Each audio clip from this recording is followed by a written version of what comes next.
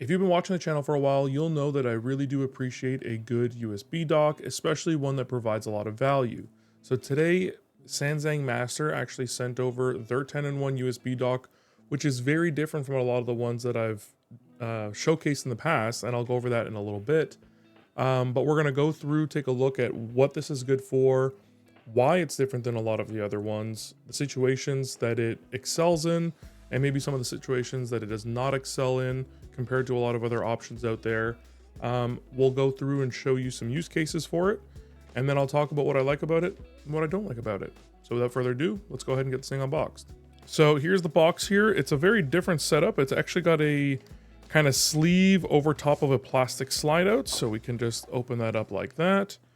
And here we go. We have a nice braided cable. We have the integrated USB-A adapter for the USB-C, so I like that. It's nice that you have both of those options. We take this thing out. It's got a lot of heft to it. It's a pretty big unit compared to a lot of other ones as well. It's got a lot of weight to it. We'll go over the ports in 1 second. And then underneath here, we have our manual, and that's basically it. But this is a plastic shroud. This is plastic. You know, it's hopefully recyclable. We'll kind of see. It's good that there's not an excessive plastic in here. I really like trying to reduce the amount of packaging garbage that kind of comes out of these. And here's the device. So let's go ahead and get this taken off. This is just showing you the DisplayLink download that you have to do, and I'll go over that one in a second as well. So if we go ahead and we take a look at this, we can see a bunch of the ports. So let's start on the side here. So on the top here, we have a power delivery 100 watt port. So that is really, really nice to have. We also have a combination 3.5mm port here. So this will do your microphone and your headphones at the same time. If you have a headset, it'll do that really, really nicely. On this side, we have a single USB 3.2 Gen 2 Type A port. That's a 10 gigabit per second port. If we come over to this side, we have 2 more of those USB 3.2 Gen 2 10 gigabit ports. And one of the unique things is that we have HDMI and DisplayPort, but 2 sets of them. So you can set up 2 displays with a singular port, either HDMI or DisplayPort. A lot of the other docks don't have a DisplayPort, so that's a nice little addition. In terms of the actual versions, it is DisplayPort 1.2 and it is HDMI 2.0, which supports 4K 60 Hz. And last but not least, there is also a RJ45 1 gig jack on the side here, and that's basically all the ports. Now, as I mentioned previously, there is a big difference with this dock versus a lot of the other docks, and that is that the displays don't work through the standard USB protocol. They don't use DisplayPort USB or anything like that. They actually end up using DisplayLink. And DisplayLink is a little bit different because it's not a hardware solution like the other ones, but a software solution. So that's got some pros and cons with it. What you have to do to get it working is you actually have to install the driver. As I mentioned, it was on the little sticker here. I'm going to go ahead and show you how to get that driver installed. Whether you're on a Windows, Mac, or Linux, you have to make sure that it is supported by the device that you're using. And yeah, we'll go ahead and get that thing installed. All right, so here we are on DisplayLink's website. If we go ahead and just click on the downloads, it'll bring us to the downloads page, and then you would choose the platform that you're using. So I am on Windows here, so I'm just going to go ahead and click Windows.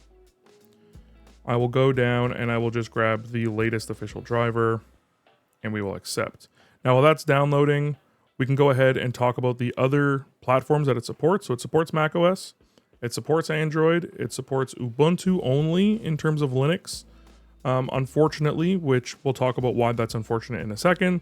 And it also supports Chrome OS. So now we'll just let that walk through the installation of the DisplayLink, and then I can go ahead and show it working.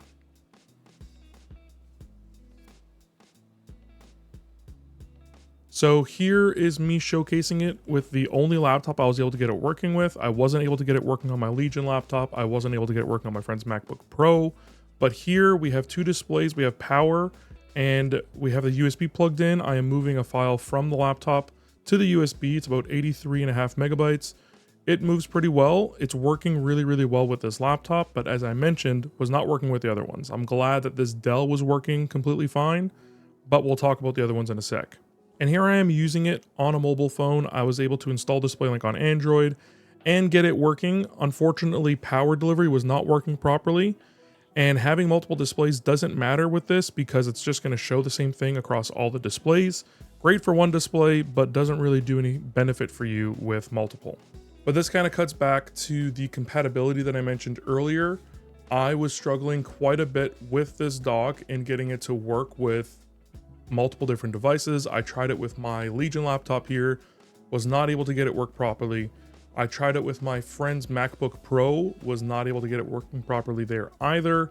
But then I used my parents' Dell laptop. I was able to get it working on there with multiple displays and a USB. When I was using it with the MacBook, the displays were just flickering all the time, and power was going on and off. And then with my Legion laptop, at first I was experiencing issues with the displays. They were cutting in and out constantly. My laptop, as you can see, is recognizing that a monitor is being connected, but it's not properly being displayed out. Then I ended up having issues where the USBs weren't being properly recognized.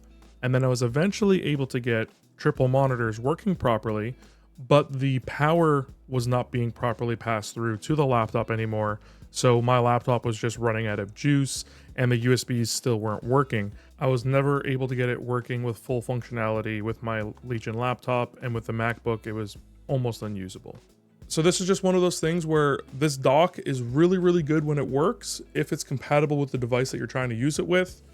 But because of the whole DisplayLink using software drivers and it not using a proper USB-C protocol for power delivery and displays, its compatibility is a little bit finicky, and you have to make sure it's going to work with the device that you have, or else you're going to have to return it, which is kind of unfortunate. So, you know, the DisplayLink really does limit the amount of compatibility. So as I mentioned, in terms of Linux, it only supports Ubuntu, which means that it does not support the Steam Deck. So you can't use this thing with the Steam Deck.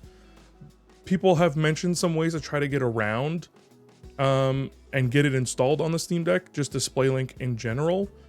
And it's very, very finicky. And the other problem with DisplayLink is that because it is a software solution, it has a performance overhead. So it is actually going to be using some of your CPU to be able to operate at all. And that can also have a hit to your gaming performance if you're going to be using it while gaming with a Steam Deck, for example. And if you're using a weaker laptop, you will see a little bit of performance hit there as well.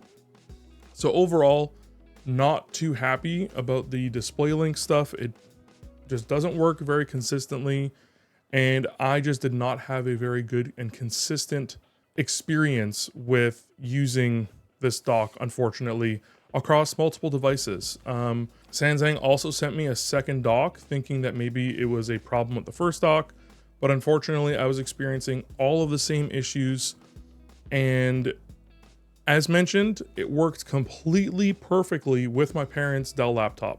I had no issues with it whatsoever.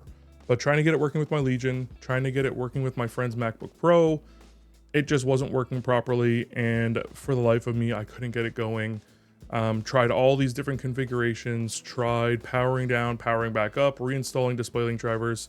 Nothing was getting it to work. So that leads me to if I'm going to recommend the product, and it really depends. If you want to take the risk and try it, see if it works with your device, and then be okay with returning it if it doesn't, that's entirely up to you. I was only able to get it to work with 1 out of the 3 devices that I tried it with. There are a lot of docking options out there, and if you do have a device that has proper USB-C display and power protocols on it, like a MacBook, like a lot of the ultralights out there, I would suggest just getting a dock that has that support in hardware and not software. If you have a laptop that doesn't have that, however, having a software solution is nice, but again, you're going to have to get the dock and try it to see if it works for you. It doesn't seem to be a very consistent experience. Now, with all that said, I really do hope you found this video helpful, and if not, I at least hope you found it interesting. If you did, I'd really appreciate it if you subscribed. If you have any questions, comments, or feedback, please feel free to leave those down in the comment section below, and I'll try to get to them all as quick as I can. Big thanks to my Patreon sponsors, and thank you for watching to the end of this video. If you want to see any of the other videos where I go ahead and review and talk about products, you can check out the playlist right up here. As always, stay safe out there. I'll see you next time.